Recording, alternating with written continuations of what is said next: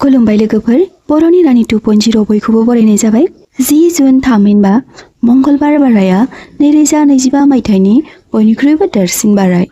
लोगोसे बै बारायखालि पुर्णिमा तिथिबो गोग्लैगोन। बै बारायखालि जायफोर सुबुङा बीर हनुमाननि थाखाय बैफोर उपायखौ खालामगोन, अब्ला गासै साननाय हनायफ्रा जाफुंसार जागोन।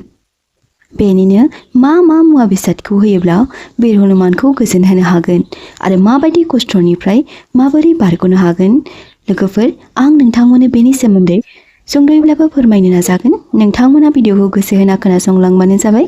जुदि नोंथांमोना भिडिअखौ नायजोबालासै स्किप खालामगोन अब्ला बुजिनो हानाय नङा। बेखायनो नोंथांमोना भिडिअखौ आबुङै नायजोबलांबानो जाबाय।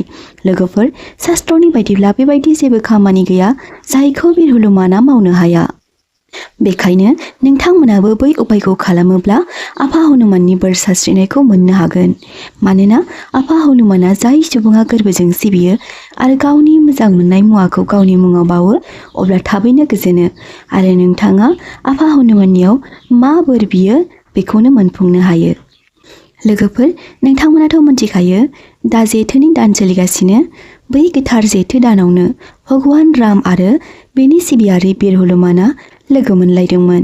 बेखायनो बे दानाव जाय सुबुङा लगन थाना आफा हनुमाननि मुङै फुजा होयो आरो नियम खान्थिखौ गोसो गोथारै फालियो, अब्ला आफा हनुमाना जोबोर थाबै बोर सारस्रियो।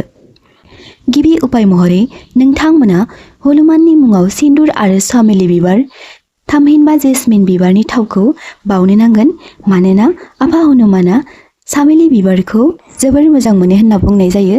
लोगोफोर, जों सुबुं माहारिफोरनाव बयनावबो मोनसे नङा मोनसे जेंनाया जोबनो थाङा आरो बैफोर फैबाय थानाय समफोरावबो जेब्लासिम जों थांनानै थागोन अब्लासिम जेंनाया जोंजों लोगोसे थाफाबाय थागोन। बेखायनो जों बैफोर बायदि फिसा फिसा उपायफोरखौ खालामनानै जोंनि जिउआव फैनाय फिसा गिदिर जेंनानिफ्राय बारग'नो हागोन। गोबां सुबुङानो हनुमान चालिसानि पार्टखौबो फरायनाय जायो, नाथाय अब्लाबो बेसोरनि साननाय हनायफ्रा जाफुङैखौ जों नुनो मोन्दों।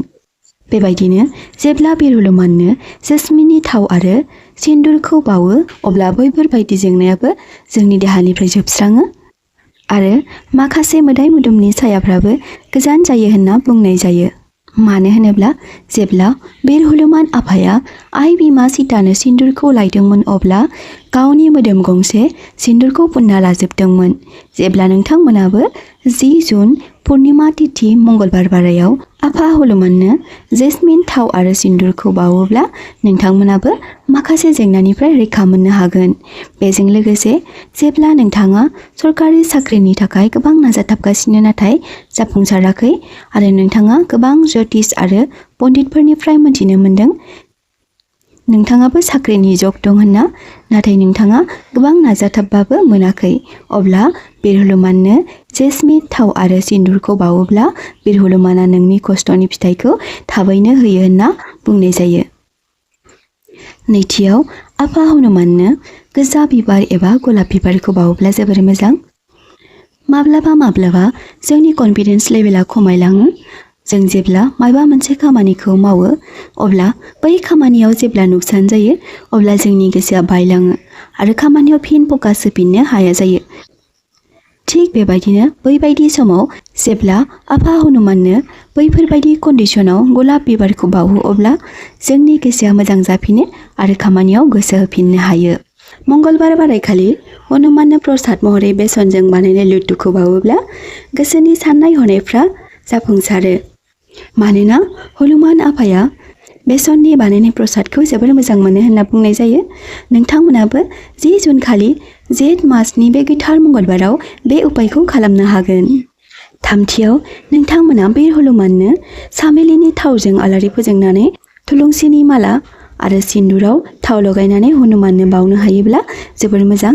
ब्रैथियाव, नोंथांमोना आफा हनुमाननि मुङै घी आरो गुरखौ दान होयोब्ला नोंथांनि केरियाराव दावगालांनो हागोन। बाथियाव, नोंथांमोना आफा हनुमाननि मन्त्रखौ जाप खालामबानो जाबाय। लोगोफोर, नोंथांमोनाबो 10 जुन खालि बैफोर उपायखौ खालामबानो जाबाय। मानोना बै बारायखालि आफा हनुमाननियाव जि बोरखौ बियो बेखौनो मोननो हायो होनना बुंनाय जायो।